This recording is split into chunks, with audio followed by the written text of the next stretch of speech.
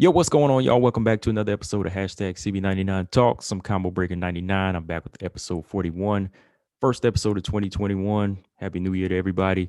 Hope everybody's New Year's good so far. I mean, we're only in a couple of weeks, a few weeks in, but yeah, man, everything's been looking good so far as what's on the horizon for fights in WMMA, MMA, and boxing.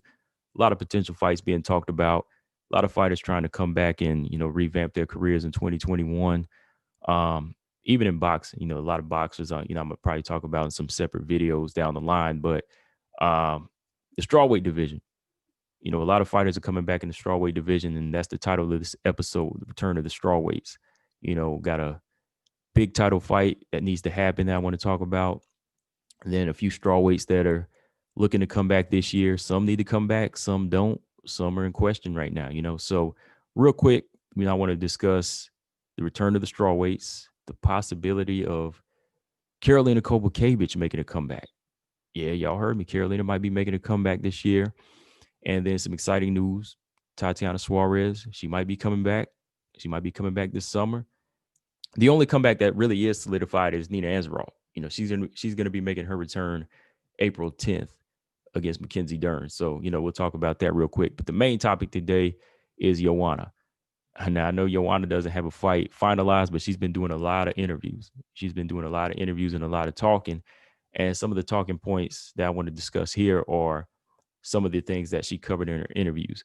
Lately she's been going in more and more about the crowd situation, the money, and title shots.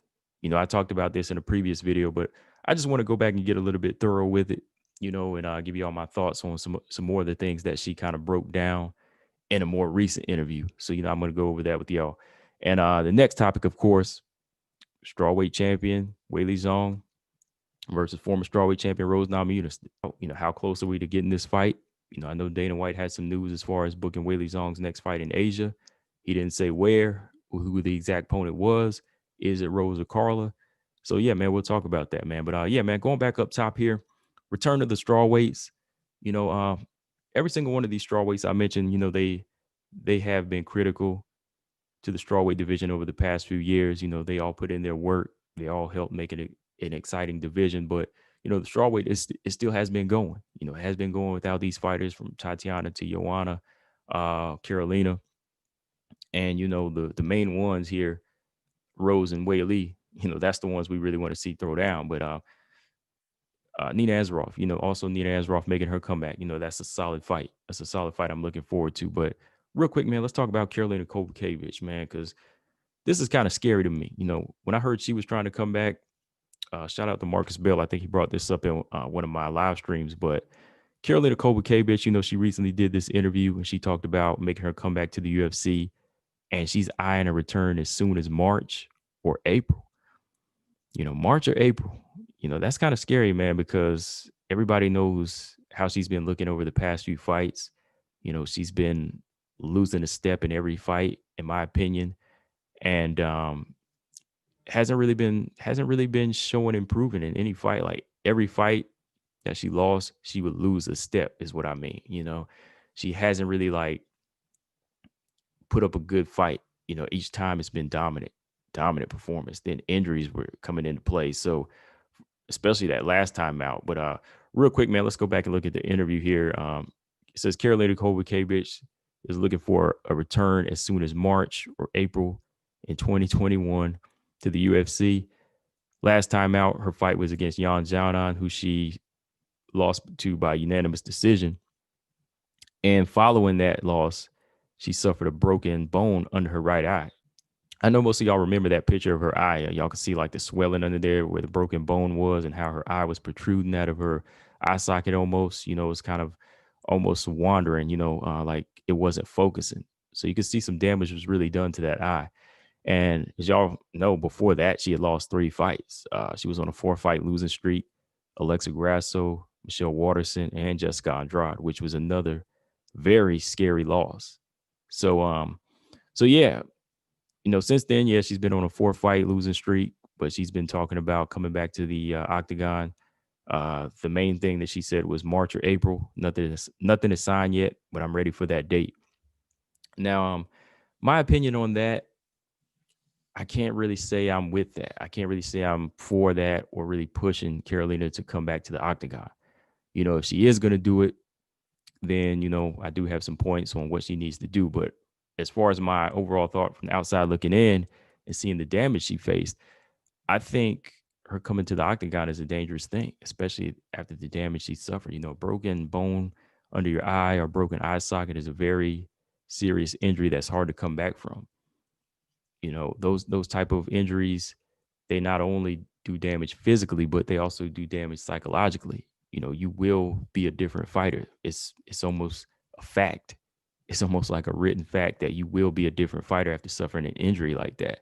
And again, like I said, Carolina, it wasn't like she just suffered this one dominant defeat. Before that, she was just getting beat in some very dominant fashions by Michelle Waterson. Jessica Andrade, starched her in one, right? It was in one round. And she caught that right hand and she was just out on her back. And then Alexa Grasso just, boxed the hell out of her. Just continued to put hands on her for three dominant rounds. So when you see that pattern of a fighter, each fight, it doesn't seem like they're putting up a good fight and they just continue to go in there and take these type of beatings. There's really no part of me that wants to say I want to see a fighter continue their career after that. It's one thing if they come up short, if they're on a 4-fight losing streak like Tisha Torres was. When she was on her losing streak, she was still putting up good fights. It wasn't like she was, getting dropped, dominated, beat up, and knocked out. Nah, not like Carolina. Carolina was losing a step with each fight. She was getting damaged. And that Yan Xiaonan fight, it was almost worse than the Alexa Grasso fight. Because she got her eye socket broken. So to me, I think this is something she has to really think about. I don't want to see her come back. I'm just saying flat out. At 35, I don't think she has much to prove right now in the game. She just got married, which is why I thought that she was kind of gonna go into the family life and maybe venture into more like modeling because she likes to do that, and find other things to do in her home country. Because I'm sure she does have other ventures that help her make more money, but I'm sure she has that heart of a fighter too, which is what's drawing her in there. But like I always say, man, like the heart, sometimes it can lead you into some deadly places that you don't need to be. And you got to, when you reach a certain age, you got to start thinking mind over the heart. The heart, it can get you certain things at a certain age when you still have that flame, that killer instinct. But when you suffer this type of damage and you're at this age now where you're trying to get a comfortable life too, it's going to be hard to balance both. I think when you're in your 20s, it's a little bit easier to balance. If you want to do this over here and then you want to fight, if you want to model and fight, you can find the balance. But as you get older, comfort starts to set in. It starts to set in. You want to get the married life. You still want to model, and the money's getting better in these situations. But the heart in you still wants to complete this fight game. But the body's not actually keeping up with the heart. So, that's the situation where I think that Karolina Kowalkiewicz needs to really think before she does this. Because again, just going back and looking at these losses, man, like,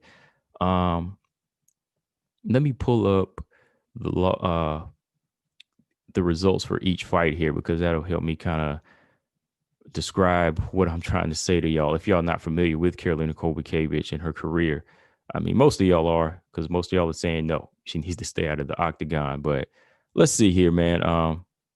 Karolina, 4-fight losing streak, like I said, right? And she is 35 years old.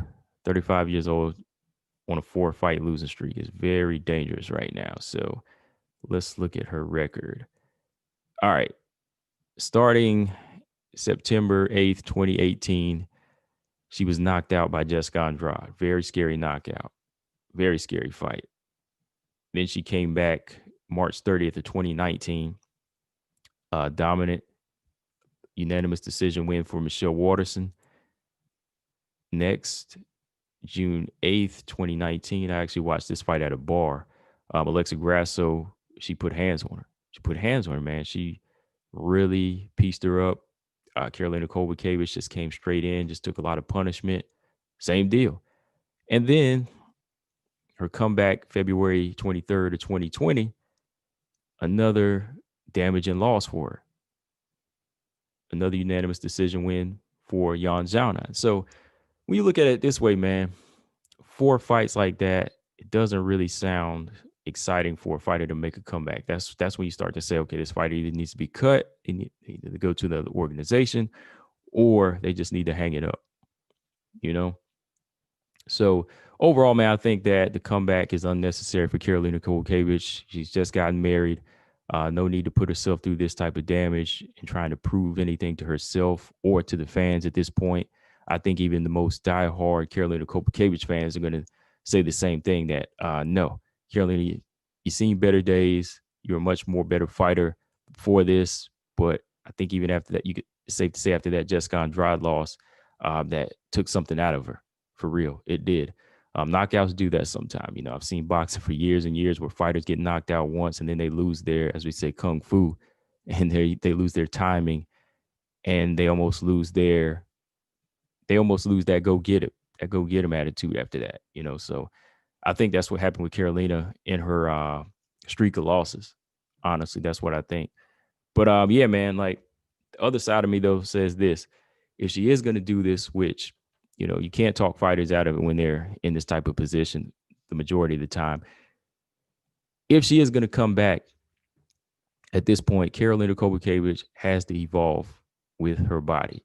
She has to evolve with the mind and her age. She can't go in there with this brawling type of style head first like she usually does, going in there blow for blow, toe to toe. She can't do that. She didn't survive against Waterson. She didn't have any success against Jan Jianan with that style. She didn't have any success with Alexa Grasso with that style. So at 35 years old and you want to continue to fight, if you've been injured very seriously and you want to continue to fight, if you're gonna do it, you were cleared to fight, and you're gonna do it, you got to go in there and change your style up. Karolina has got to become more defensive minded. Much like these fighters, I say with like um when much like these fighters with really pronounced features, like I said, big noses or big lips. She's gonna have to be one of those fighters that thinks of the eye now. The eye is gonna be a target. So she has to be defensive minded. She has to be more so fighting at a range. She's got to use head movement, and she can't take crazy chances with this all out brawl out style no more. That's the thing of the past. You're gonna have to be bouncing more on the feet like Joanna, and you got to pick your shots more so like Rose Namajunas. Who she does have a win over. But I think that she's gonna have to take more so an approach like that, where you have to stay on the outside. Your takedown defense has to be on point. It has to be 100. Or if you go on the inside, you got to be more of a clinch fighter where you can't risk taking heavy blows at mid range, or taking big uppercuts. You got to stay in the chest of fighters now. So it's either all all the way in or all the way out. That's how I see it for Karolina Kowalkiewicz. Much like her commitment to the style overall, you got to be all the way in with it or all the way out. You can't be half-assing it now at this age in your career after such a damaging loss last time out and at 35. So yeah, overall for me, man, I don't want to see Karolina do this. She's, like I said, she just gotten married.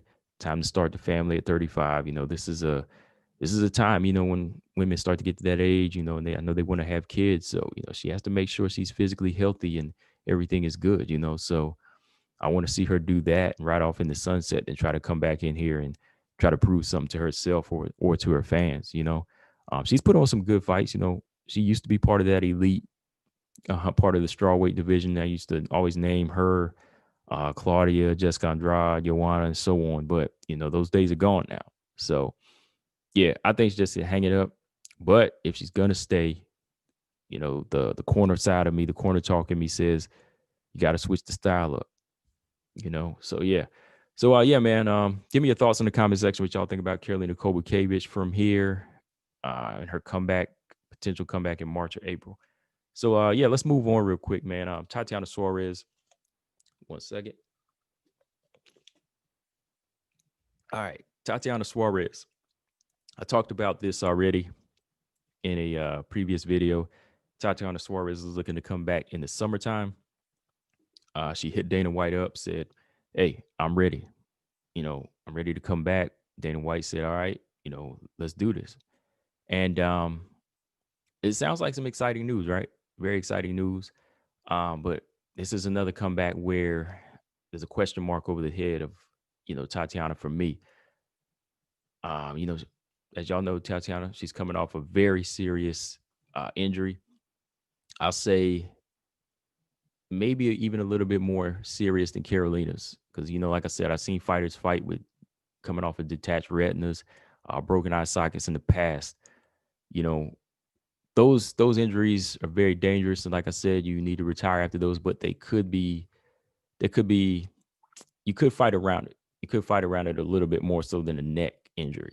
Neck injury is very serious. One wrong move, you could be paralyzed from the waist down, from the neck down for the rest of your life. I'm even thinking back to February 2020 when the one Russian fighter in the UFC um, went in for a flying armbar attempt, and I think he fell on his neck, and he's paralyzed from the neck down now. So that kind of comes into mind when I think of Tatiana's neck injury as of now. If you're not familiar or you haven't heard my video, as y'all know, Tatiana Suarez um, had tweaked her neck before the fight with Nina Ansaroff back in 2019 in training. I think she said that she was shooting in for an opponent and her head hit the wall. So she hurt the disc in her neck. And she said she had like some disc issues previously. So she did some damage there. And then I think it was like in the second or third round of the Nina Ansaroff fight back in June of 2019, she had tweaked it again. So after the fight, she found out some damage was done, so had to take the time off. Doctor said, hey, you got to take the time to let this recover. 1 year turned into almost 2 years. So yeah, she's been letting the neck recover. She seems like she's ready to go. She was looking at a spring return, but she said the neck was still bothering her. The neck was still bothering her in sparring, felt some pain, so they pushed it back to summertime. So that's the one question I have here. How close is she to 100%? Now, I'm a big Tatiana Suarez fan. I feel like if there wasn't this neck injury, I feel like she would probably be holding that belt right now. I'm just being honest. I feel like she would be that champion. I've already said that before. I feel like she would have that strap by now.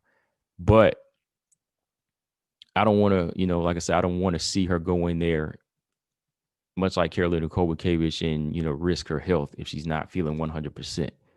You know, um, honestly, I think that she's a little bit more so honest with her body just because of the things she's been through life. She's a cancer survivor. And like I said, she's had these neck injuries before. So I think she is a fighter that is honest with herself. That's why she is taking that time out. She did tell herself that, hey, I'm feeling some pain back in during some training and sparring. So instead of a spring return, we will push it back to summer. So I think she feels she is almost there. So that is a good thing. That is a good thing about it. But yeah, neck injury overall is nothing to play with. So I think moving forward, if she does come back in the summertime, we will see a much more evolved Tatiana Suarez. And I think we'll find a Tatiana Suarez that wants to go in there and not take the same chances, not be as pressure based, not be so much as pressure based as she is. Like a straight up pressure fighter, straight rugged, going in there, mauling fighters. I think we'll see one that wants to stand a little bit more. And I think during her time off, that's what she's been working on. I've seen her hitting the mitts. I think she knows that we can't put the neck at risk constantly in a fight. So we have to make sure the striking is on point. So we have other tools in our belt. I think that's what Tatiana is kind of working towards, And I think she is that type of fighter to understand her body, just like I said, going back to Carolina, whatever the situation is, whether it be age, whether it be injury, you got to know how to you got to know how to compromise with your body. Like, hey, Floyd Mayweather, brittle hands in the second half of his career, he becomes more defensive minded, more of a pot shot fighter. He can't really sit on his punches the same way, go for the knockouts the same way. So he's more of a counter puncher, kind of laying back with the shoulder roll. He can still stay in the pocket and pot shot you, so it becomes more defensive minded. So I think with Tatiana Suarez, wanting to be careful with the neck, still wants to continue her fight career, but let the neck recover along the way. You'll see her in there, throwing more kicks, fighting more so at a mid range, and trying to set up more takedowns and more clinch fighting with big punches. You'll see her hurting. You'll see her hurting her opponents more so with her right hand or throwing good left hooks, rocking them, and then going in for takedowns. You'll see her doing more of that. But it's easier said than done from the outside.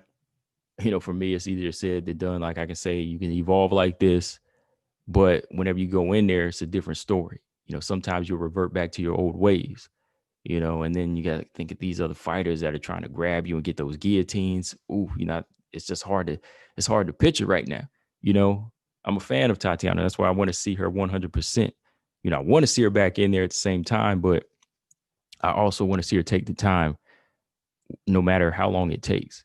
I mean, it does suck that a few years have passed now. She's going to be going on 30. I feel like,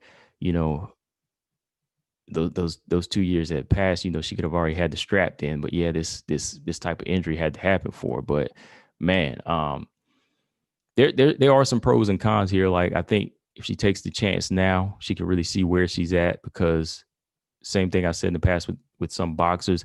If you go in there and take the chance now when you're young, whatever the injury, your body's still young. It can handle it. It can recover a little bit faster. You can go ahead and attack it now and say, okay, this is what's wrong with me. Can I fight? Can I continue to fight or not? But the longer you wait, sometimes, say if you get into 34, 35, the body's going to be a little bit different. When you're out of your prime, when you're pushing close to 40, your body's going to be different. Won't recover as fast. I've already been told that before. Some people told me that, certain injuries they've had took longer at 39 than it did at 29, so I do want to see her go in there now and take the chance if she feels like she's ready. And I think she is that type of fighter to make sure that she is close to 100%. So with that being said, Tatiana really testing herself. Let's see. How should she test herself? Should it be against a top 5 opponent now? Or should it be a 6 through 10 or an unranked fighter? To me, talked about this in the live stream last night, or yesterday afternoon. I think Tatiana Suarez is not ready for a top 5 fighter yet. I don't think she's ready for anybody in the top 5. I would like to see her in there with somebody in the 6 through 10 or even an unranked fighter. Everybody deserves a tune up. Even in the UFC, I know in the UFC, everybody's going right at it. They're going at it. Best fight the best. That's how I usually think too when it comes to the UFC. But in this case for Tatiana, she's a fighter that's been fighting hard her whole career. She never ducks anybody. She calls everybody out, everybody from Joanna to Jessica Andrade. She wants those names. But in this type of situation, to make sure she's ready for those type of names, and coming off such a serious injury, I think an exception can be made for a fighter like her.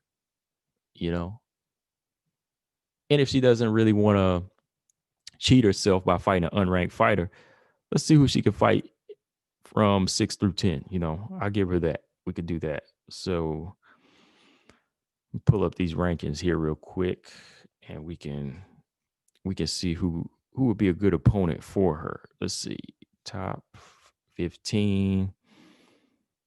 So first of all, top 5. Real quick, the top 5, of course, champion Weili, number 1 through 5. Rose, Joanna, Jan, Carla, Nina. So she's already beaten Carla and Nina. So yeah, those fights are out anyways. But Jan and Joanna, I think those 2 fights are too risky for Tatiana in a comeback fight. Now 6 through 10 looks interesting. Claudia, Michelle Waterson, Marina Rodriguez is tied up with Ribas right now. Tisha Torres, Ribas at number 9, and Ribas is at number 10, actually. There's 2 number 9s up here. So 6 through 10, Claudia, Michelle, Marina, Tisha, and Amanda. Yeah, they need to fix that on the rank because they got number 9. So yeah, okay. So yeah, 6 through 10 looks interesting for me. And last night on the live stream, I said that Claudia would be a good name, and I think it was either BAC or Lolita. Forgive me. One of y'all in the chat had brought up the name Michelle Waterson, and I was like, yeah, that's a good fight. So yeah, Michelle Waterson would be a good fight since Michelle pulled out of the Amanda Ribas fight. Tatiana versus Michelle Waterson would be a good fight. That would be a good matchup for Tatiana on a comeback. Or Tisha Torres. I said Claudia, Tisha Torres, or Michelle Waterson. Or if we want to go the unranked route, we could say Kanako Murata. That would be a good physical fight for her, though. Another solid wrestler coming into play there.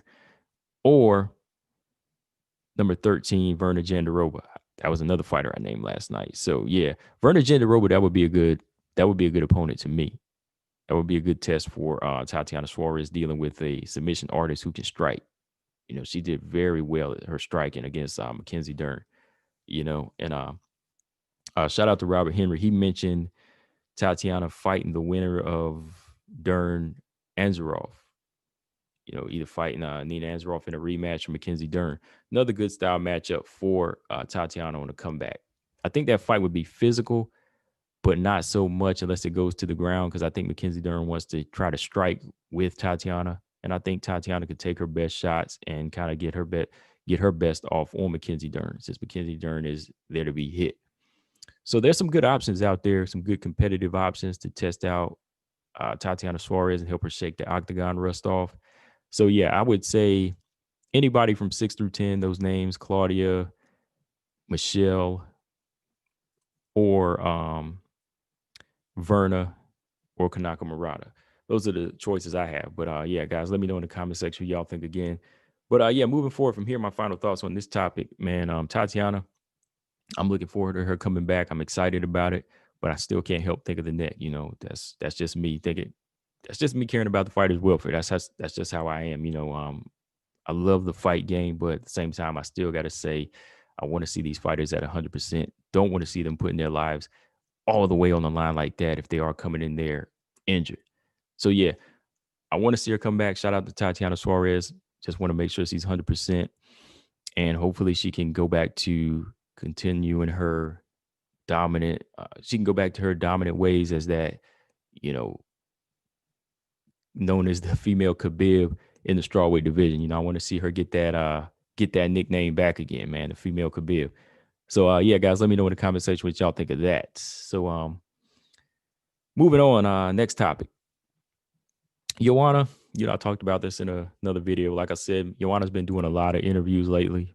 Doesn't have a fight coming up, but she's staying out there. She's staying in the media talking. And once again, she's done another interview where she spoke on the situation with money, fans, and title shots. And I kind of gave you my thoughts on the whole situation with Joanna as far as how she felt about the money, fighting without a crowd, and the whole title shot situation. But yeah, she kind of went a little bit more thorough with it in this latest interview that I seen. Let me pull up some talking points here. This was from MMA Junkie. All right. Just like I said last time out, Joanna said she didn't want to fight with crowds, but if Dana asked her to, she would. And, she still has that entitlement over her head where she wants to just go in and fight for title shots, So, yeah, let's go over this article here real quick. Just pulled it up. All right. Joanna said this: there is no sport, any sport without fans. You know how I interact with the people, with fans. I need always extra motivation, extra battery pack, energy pack. I'm reading that word for word. So if it sounds kind of like chopped up English, that's how it sounds. You know how I interact with the people, with fans. I need always extra motivation, extra battery pack, energy pack. Maybe I would fight without fans, but I don't want to. I want to put it on hold and just wait. I really truly believe everything is going to be behind us soon. So yeah, right there, man, that first point she made about fighting without crowds. Look, I was kind of on the fence with the whole no crowds before too, like before Dana White, started doing the whole fight, the fight island thing, with no live gate. I was kind of on the fence about that myself because I felt the same way she did a little bit. I was like, okay, fighters are entertainers, so they kind of need crowds to thrive off of. It's like, again, I always use this comparison. It's like actors going to a play. It's like actors rehearsing week after week after week, and then on opening night, there's nobody there. You know, will the actors really be able to put their all into that performance without an audience? Without a crowd, without a single person there? Will they still be able to put on that that award-winning performance in front of nobody? Will they want to? Are they pushed to? I think Joanna's kind of in that same situation. She's an entertainer. Now, you are a fighter, but she is that type of entertainer. That's why I said before, like, her presence was needed because, she brings theatrics, right? So that's where you see the theatrics come in, right? Because the crowd is her energy pack. The crowd helps her perform, you know? So I understand that part. But there's still a difference in actors and martial artists. A martial artist should be able to perform under any situation. Like Bruce Lee said, you got to beat water, right? Got to adapt to whatever the situation is. You got to be able to make that adjustment, fall into whatever it is, and you can prevail. And I think that Joanna, yes, she thrives off of crowds, but again, she's a mixed martial artist. So you have to be able to go in there and understand this is still an individual sport. It's about you. It's about you. So when you get in there and you fight whoever it is, Rose, Jan, for that next elevation or for that title, it's about you. Whether the crowd is there or not, you're still gonna move up that ranking, or you're gonna fall down that ranking if you win or lose. Whether the crowd is there or not, if you're fighting for a title, you're gonna win that title. It's still about you and your opponent. Yeah, this is about entertainment too, but right now we're in a pandemic, and if the fight game continues, hey, it's just like the show must go on, right? If an actor leaves, they find another actor. So the show must go on. So it's the same situation, similar but different, similar but different. That's why I say, look, if there is no crowd, you should still be the same fighter. You should still find something to be amped up about. If you really want to be the best, you don't need a crowd there. You'll still fight. It's good for her to think of her fans like that. That is a good part of Joanna, to say, I still want my fans to come in there, but it's still almost like a selfish thing because she's saying she needs the crowd. But even the fans at home, if we can't make the fight, we still want to see her fight. We'll still watch her fight, even if it's not there, and even if it's not live. You know what I mean? Even if we can't get tickets to the event, we'll still want to watch it, right? We'll still watch from home. So that should still amp her up in some way. So yeah, I just disagree with that situation there where she feels like she can hold out and wait. I mean, she's already been out of the octagon since March of 2020, right? What is she going to wait another year or two? You can't do that. You got to go in there and fight. Dana White will take you out of the rankings if you're not performing in if you're an actor for another 2 years, hey, you won't be in the rankings. Hey, you might not even be on the UFC roster anymore because the strawweight division is still thriving. It still thrives without her. Like I said, I just feel like they need her because she does bring that element of action as the villain sometimes, but the strawweight division still has top-notch talent. It's still one of the best divisions with or without her, So she needs to understand that she's not she's not the diamond that she thinks he is, that Dana White needs for the strawweight division at this point, because she doesn't even have the belt, Which, speaking of the belts, let's talk about the title shot, entitlement. It's a lot of people been saying in my streams here. Joanna wants to return for a title shot, which is another way it's going to prolong her return to the octagon. Let's see here. Yeah, she spoke on this too. She said that, she feels like she wants to come straight back and just fight for a title. And she feels like that's what she really needs to be fighting for at this point, because she said, yeah, she's getting older. She doesn't want to fight for much longer, and she wants to have kids someday. So she's not going to be as active. So she wants to make every fight count as a title shot. Like she said, she wants to have kids someday. She's doesn't want to keep training as hard now. She can't keep fighting 2-3 times a year anymore because she doesn't want to do damage to her body anymore, more damage than she has as far as training like she used to in the past. So yeah, I agree with that part. When you reach a certain level, a fighter, they can sort of pick and choose just a little bit, depending on who you are. Now, I respect Joanna's grind. I respect her resume. I respect the groundwork that she laid as a champion and being consistent. But let's be real.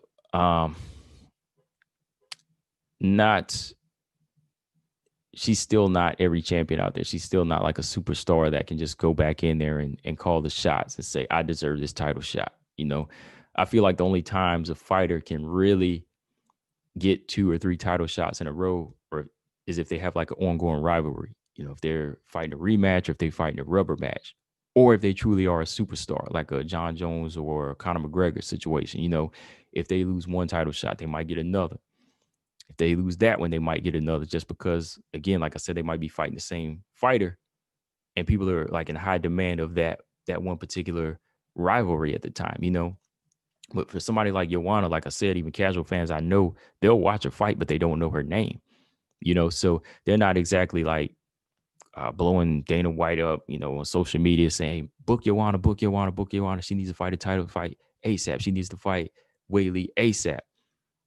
Maybe that would have been the case last year, but they saw the hematoma. They saw the damage that Joanna took. They knew she had to take some time out. So nobody was really saying, hey, we need to book this rematch ASAP. The flair of that has kind of died down. Now everybody wants to see Weili Zhang versus Rose Namajunas. So that kind of shows you that Joanna is a talented fighter. She's popular. She's definitely a star in her home country, but as an international star, she's still not in that high demand. She's still not the Manny Pacquiao, the Floyd Mayweathers, the Conor McGregors, those types. And even those fighters, when they take time off or they come off like a big loss, they don't go back in there for a title shot right away. Manny's been knocked out before, but he didn't come straight back for a title shot. He took a tune-up. He took another top contender before he got back in there. Same with Mayweather after he came off his like 2-year layoff way back. Before he came back, for a title shot, he just got a tune-up fight. So I think the same thing could be done for her, because I think the same thing could be said for Joanna that she needs to do, because she's been out since March 2020. After the Whaley fight, her record right now stands at 2-3. 2 wins and 3 losses. And those 3 losses were title shots. So that's another thing you have to really analyze here. Does she deserve a title shot right away whenever she's 2-3 and her 3 losses were the title shots to Rose, to Valentina Shevchenko at 125, and to Weili Zhang just last year? The 2 wins were to Michelle Waterson and Tecia Torres. So that's something to think about. That's something for her to think about too. I think Dana White and the matchmakers are thinking about that. They're saying, does Joanna deserve a title shot after this Weili Rose fight? Now we got to look at it. Let's see. She's 2-3, and she lost all 3 of those title opportunities that were given to her. Does she deserve that fight right away? No, let's not yet. Maybe we need to see her in there with Jan Janan first, or whoever we have in the top. Maybe even Carla Esparza. If Carla Esparza is there, maybe we can make that fight. We could push Carla to fight Joanna next, and whoever wins that could possibly get the title shot. That's probably how they're thinking right now. I know that's how I'm thinking. Everybody else out there wants Joanna to fight Jan. I'm the same way. That's a fight that I want next. I'm not saying Joanna needs to go back in there right now and fight for the title, because she's been gone a year, and Rose just beat Jessica Andrade last year to put herself back in that position. So she's in line.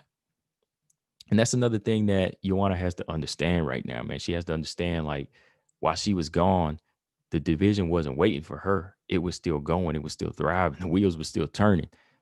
Fighters were still fighting. So while you're inactive for the moment, or you're still waiting for a crowd, fighters are going to be jumping the line. They're going to be earning that title shot. So like what she say here, that she's going to wait until We could probably get fans back in there. Well, while you're waiting, Jan, Carla, even Tatiana are possibly going to be jumping ahead of you with their next fights coming up. Hell, even Nina Ansbrough versus Mackenzie Dern, she's probably going to jump ahead of whoever wins that fight. So she's got to think of that situation. She has to think of that.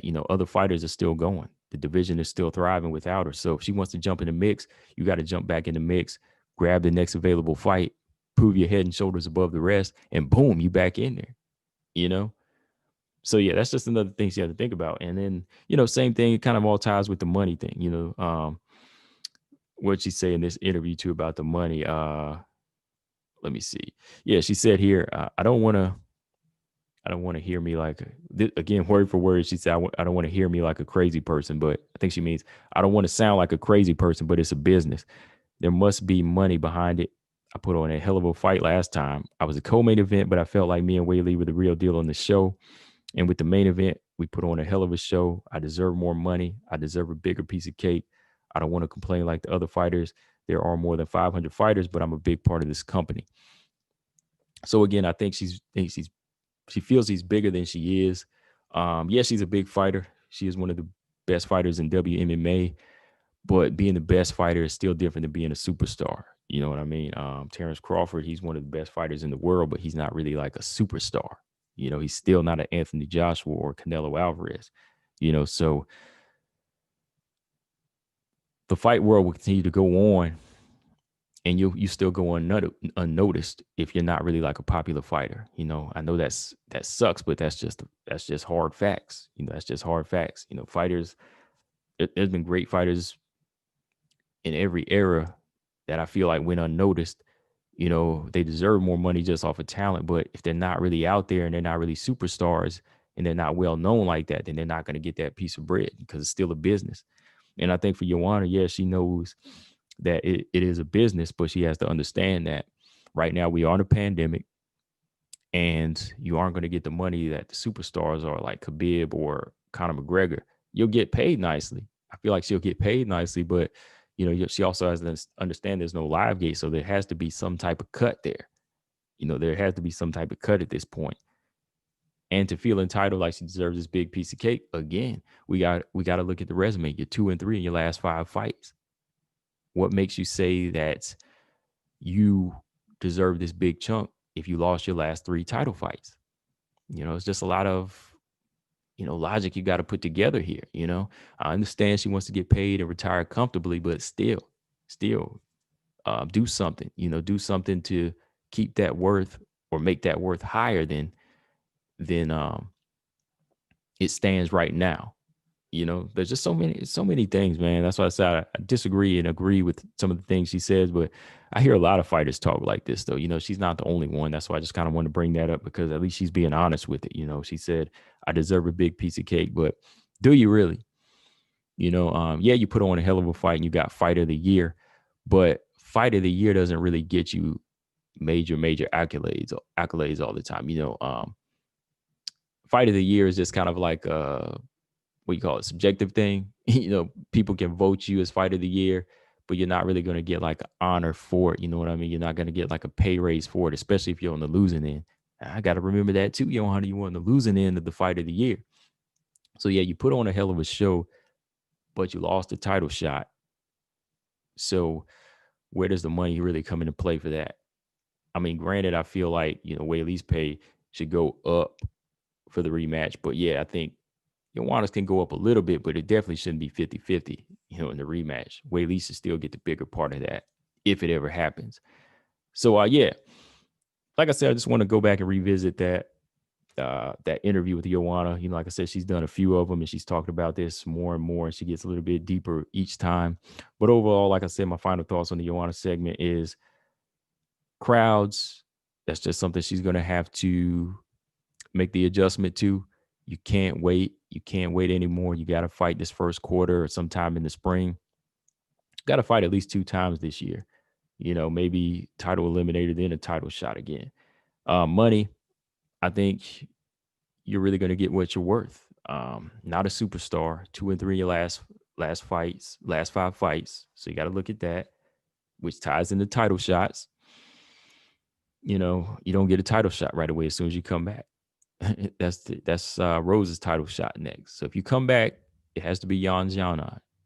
You blast her out, and then Weili wants that fight. If she beats Rose, then boom, fight one of them. If Rose wins, then you get that third fight.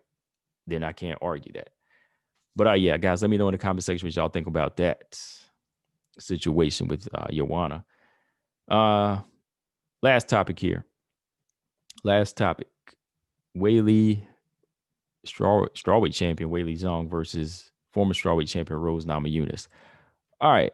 Latest news we have on this situation, Dana White is trying to book Weili Zhang's next fight in Asia.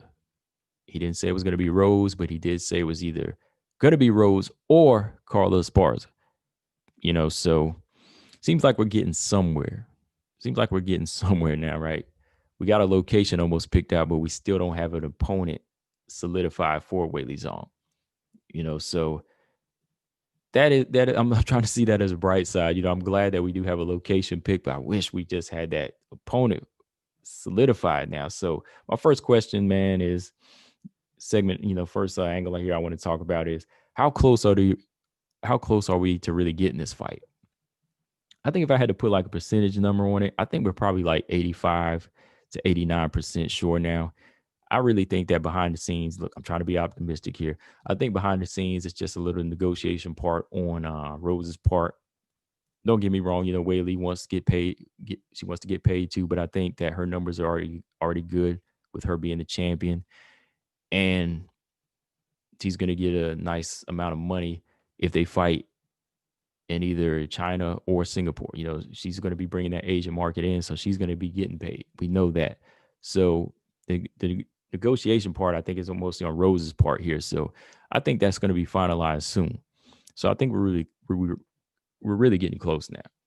Dana White has a location, and I think that's going to be finalized by the end of this month or February. Then we probably be looking at a date sometime in March. Honestly, I'm trying to be optimistic though, man. But yeah, as far as what's the hold up, honestly, I do think it is Rose Namajunas' side, but it's not. It doesn't have anything to do with her being a duck. It's not a duck thing as far as being scared. I have to keep telling people that Rose Namajunas has never ducked a fighter.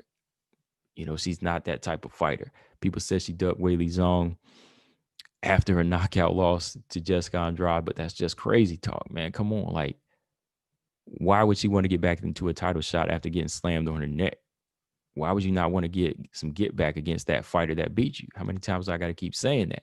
And that's what she wanted to do. She said that in the interview too, man. She said that I wanted to go back, right that wrong against Jessica Andrade. No matter the outcome, she won, which she beat her.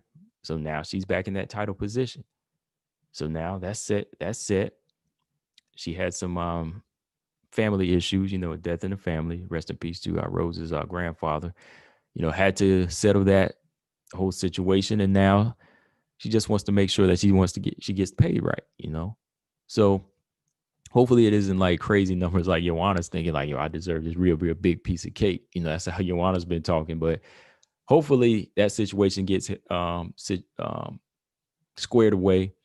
But I do think that the holdup now is just on Rose's part, but it doesn't really have anything to do with her seeing this fight as a risk or seeing, oh no, like I don't want to fight her, like she's scared. It's no situation like that. Now here's a big one, man. It's a big question. Does the winner of the division keep the strawweight division in good hands? Does the winner have the division in good hands? So if Weili wins, will the strawweight division be in good hands? Or if Rose wins, will the division be in good hands? That's a question for y'all. If y'all want to answer that, I might chop this part of the podcast up and put it up as a separate video. But that's the question. Does the winner of the Whaley versus Rose fight have the division in good hands? Is it 50-50? Whoever wins, will it be in good hands? I can honestly say this, man. I think I see right now more consistency out of Weili Zhang. I'm just being honest. I'm a big Rose fan, Thug Nation all day, right? But I think that Weili Zhang does have that attitude to want to prove herself right now. I think she's more so in a different position as far as wanting to prove herself as a champion, more so than Rose Namajunas. Rose has been in the game as young age too. She came in at a very, very young age. She's been fighting top fighters since her early 20s. She's faced wins and defeats. So she's been there. I think she's coming to a point where she's trying to find an end game where I think Weili Zhang, if she was to win this fight, you would see her trying to get that rematch with Joanna, trying to fight Yan Zhaonan, and really wanting to fight Tatiana Suarez when Tatiana gets back in there. Hell, even wanting to fight Jessica Andrade in a rematch if Jessica Andrade moved back down to 115. I could see that happening. So I see Weili Zhang really staying consistent, almost as consistent as Joanna was, trying to fight the best fighters and trying to stay in there, trying to stay active, trying to stay ready, trying to put on good fights for, her home country and for everybody that likes her and likes WMMA. I do see that in her. So if she had the belt, of course it would be in good hands. Now I know the question mark comes over Rose, like if she was to win the title, because the main thing she said when she beat Joanna was that the belt didn't mean anything. But yeah, that physical strap is just a possession, but you winning does stand for something. You winning that belt does stand for something. That belt is a physical meaning of who the best fighter is, So yeah, the physical object, that's something you can't take with you, but the memory of you beating that fighter and you beating that fighter does mean something. So this is just a symbolism of that. So it does mean something, so that type of talk there kind of put a lot of people off, I think. And some of the recent talk of of Rose Namajunas saying that she wanted to go off and be a farmer has kind of turned a lot of people off, which, yeah, I kind of agree with them on that too, but I know that everybody has an end game, but fight fans that really don't want to hear about that end game if it doesn't include more fighting. You know what I mean? So they want to hear you say, I want to win that belt. I want to kick Weili's butt. And then I want to fight Joanna in third fight. Then I'll move up to 125. That's the type of talk they want to hear. So if that is your end game, that's fine. I don't really think a lot of people want to hear that, though it does kind of inspire other people to say, let me do my thing and stay focused, and then I can have this big reward in the end. So there's many ways to look at it. So if Rose did win the belt, I don't know if it would be in the same consistent good hands as far as that type of defending champion, that one that wants to defend. Because yeah, like I said, she's not in that mindset. But in another light, I think if she did win the belt, it would still be in good hands as far as a good person winning that belt, a good, humble champion, another fighter who appreciates martial arts. And that's what I like about this fight. You have two solid fighters, one in Weili Zhang and one in Rose Namajunas, who doesn't do neither fighter does a lot of talking. They just appreciate the martial arts. They appreciate boxing. They appreciate wrestling. They appreciate the Muay Thai. They appreciate everything about these disciplines that come together and make MMA, and that's what would make this division in good hands with whoever wins. Whoever wins this belt is in good hands for different reasons, in my opinion. You can agree or disagree with me on that, but that's how I feel. Like if Rose won it, I think it would do some good for the division and say, look, this fighter went through this, she's faced so many mental battles, and then boom, she came back and won it again. She found that flame, because everybody in life does that. Everybody has their ups and downs. It takes a really special person to stay consistent the way Joanna and Whaley want to do. So the way Rose has been doing it too, man, I still got to give her credit for it. And think about this too. Like Rose had to go to Jessica Andrade's backyard last time out to whoop her. Damn near lost, got the nose broken, but still came back and won a split decision. So imagine this too, man. Now Rose has to go to another fighter's backyard, Weili Zhang, in China, Singapore, wherever in Asia. She now has to go to Asia. Imagine if she won the belt in Asia. That would be crazy. That would be crazy. That would be another milestone for Rose Namajunas. Last time out, look, she had to go to Brazil to beat the girl, to get revenge on the girl that slammed her on her neck, beat her, right? Then in her next fight, has to go to China to get the belt back. And what if she does get the belt back? That's a big milestone for Rose. So I think the belt would be in good hands if Rose did win it, because that would stand for something. You know, this fighter here is getting knocked off the mountaintop. Then they got to climb back up. The belt gets taken far away. They got to swim waters. They got to run miles to go and get it. And boom, they get it again. So either way, I think the belt's in good hands for different reasons, man. That's just me, though. But yeah, man, let me go back here real quick. I almost missed this real quick topic. April 10th, like I said, the other comeback in the strawweight division, Nina Ansaroff is going to make her comeback against Mackenzie Dern. This is, like I said, this is the most solidified one. As you know, Nina Ansaroff had her baby with her partner, Amanda Nunes. So she had that time off. She's ready to come back. I think this is a good test for Mackenzie Dern. You know, she's going to be in there with a seasoned veteran. This is a good comeback fight for Nina Ansaroff as well. Like, it's not too much of a dangerous fight for her, but there's spots where Mackenzie Dern could pull off the upset.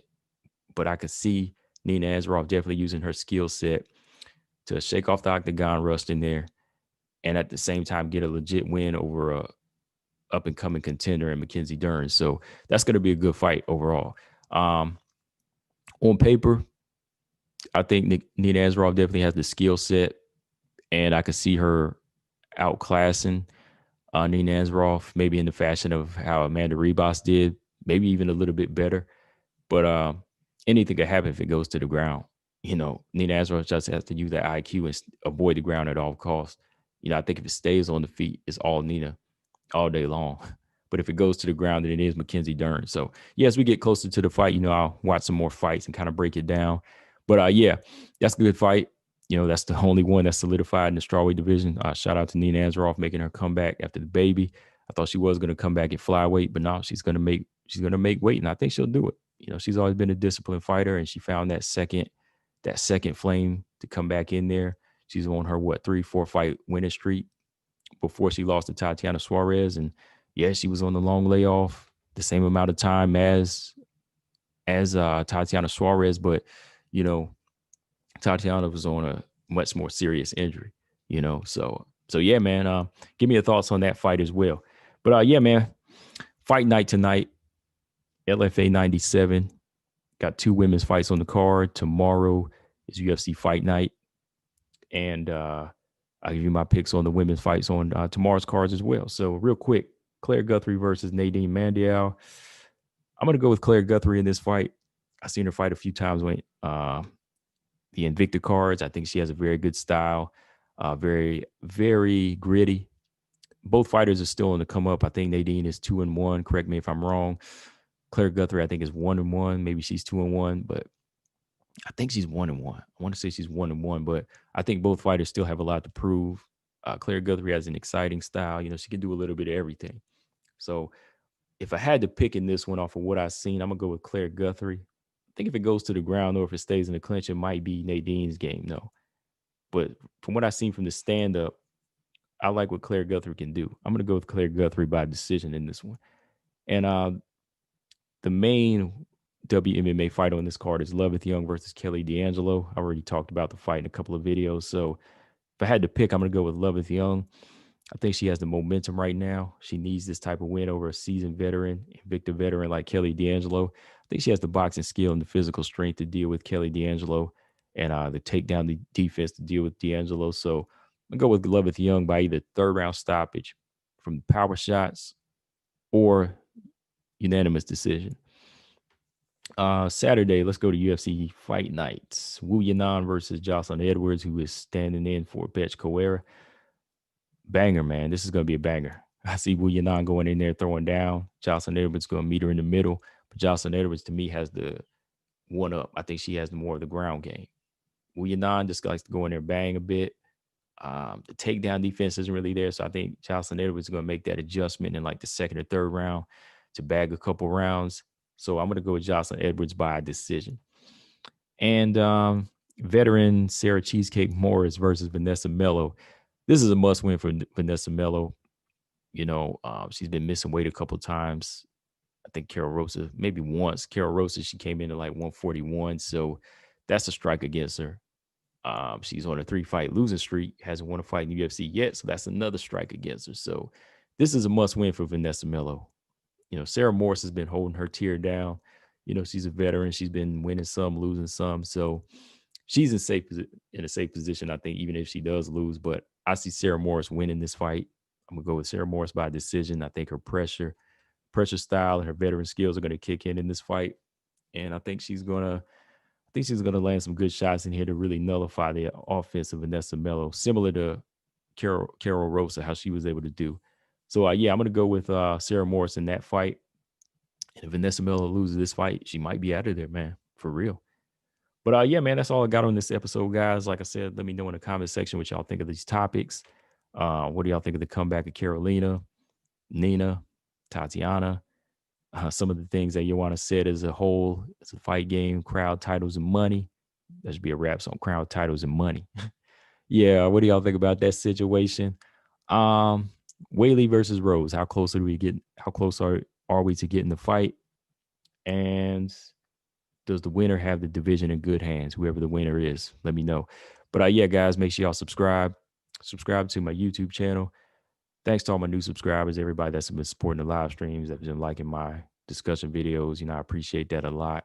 2020 was a rough year, but I've been thriving, pushing the channel harder, and I'm going to do the same this year in 2021. So just keep on listening. Tell some people to subscribe that you know aren't subscribed. You know what I mean?